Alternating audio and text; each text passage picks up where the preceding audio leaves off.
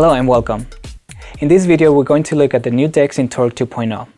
Now the first thing that you might notice is that we now support up to 4 decks, and each one of them could be independently controlled externally with vinyl or CDs or internally with a MIDI controller. Today we'll be looking at both, so let's get started.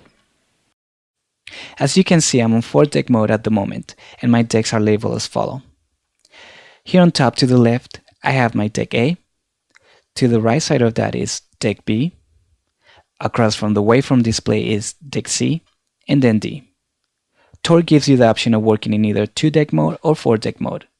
Switching between the 2 modes is easy. Just click on the Torq mode button located in the toolbar, right here. When you switch to a 2 deck mode, the number 4 in the icon will change to the number 2 to reflect the mode that you're in. Looking at the deck, up here we can see the name of the song and the artist's name right underneath. It also shows the time remaining of the track and the time that has elapsed. I can click anywhere on the waveform overview to jump to that particular section of the song, like so.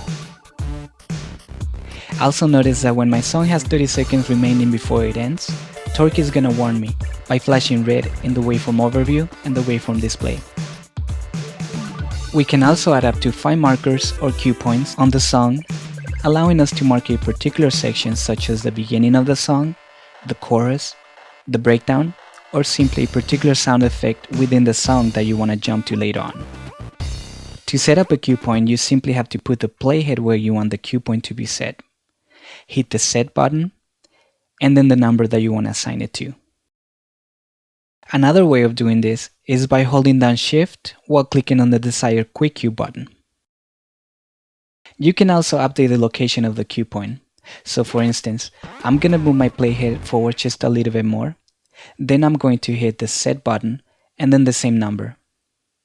And as you can see, my cue point has been updated to the new location. In Torq 2.0, we also added a new button in this section, the clear button. Pressing this button will quickly erase all of the cue points that were set on the particular song. In Torq 1.5, we introduced a make double feature. Here in 2.0, we added a make double button to each deck for quick access and configuration. Like the name implies, when I hit this button, I'm going to be making a double on the deck. Right underneath is where I select the deck that I'm making the double from. For example, I have a song playing on deck C, and on my deck B, I'm going to switch to deck C as the source for my double. And now when I hit the button, there you go. I have an instant double.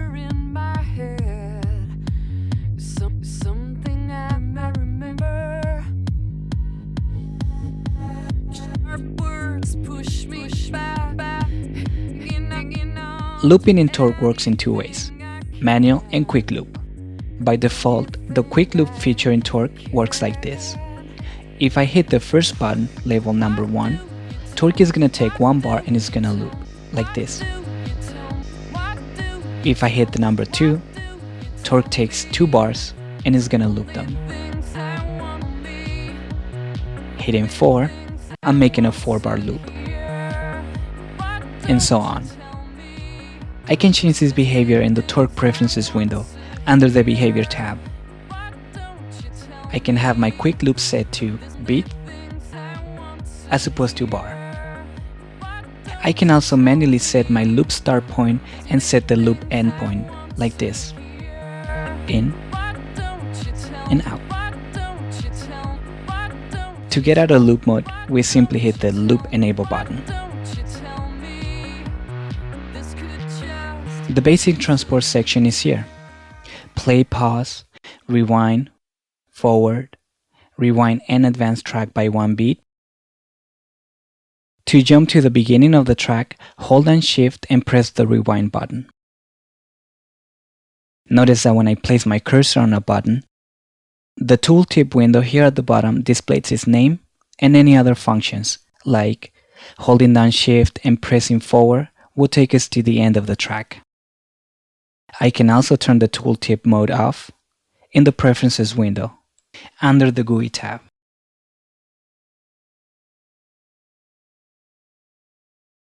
As I mentioned before, each deck is independently controlled. Here we have the control section, which allows to toggle between external control and internal control, and each one of those decks could be on their own independent mode. We have vinyl mode, which makes the deck behave like a turntable. We have CDJ mode, which makes the deck respond like a CDJ player. And we also have hybrid mode, which provides a blend of both CDJ and vinyl control mode. Right below that, we have control input 1 through 4. Again, because Torq is a 4-deck DJ system, this is where you would assign the control input for this particular deck. When in external control mode, Torq 2.0 shows a control clock to give us a better visual representation of your external deck speed. Switching to internal mode, here in the speed section, we can see the tempo of the song. And as I move my pitch tempo slider, the BPM will also update. Here below we can see the adjust percentage as I move my fader. I can also increase the range if I wanted to. For example, I will change it to 20%. And now my track can be 20% faster or 20% slower. I can use lock key to speed button to maintain the track pitch locked to the speed. So when I speed up the track, the pitch will go up, and when I slow it down, the pitch will go down, just like a vinyl record. The pitch shift buttons will allow me to move the pitch of the song in either direction by increments of 1 semitone. This is very useful when mixing songs that are in different keys.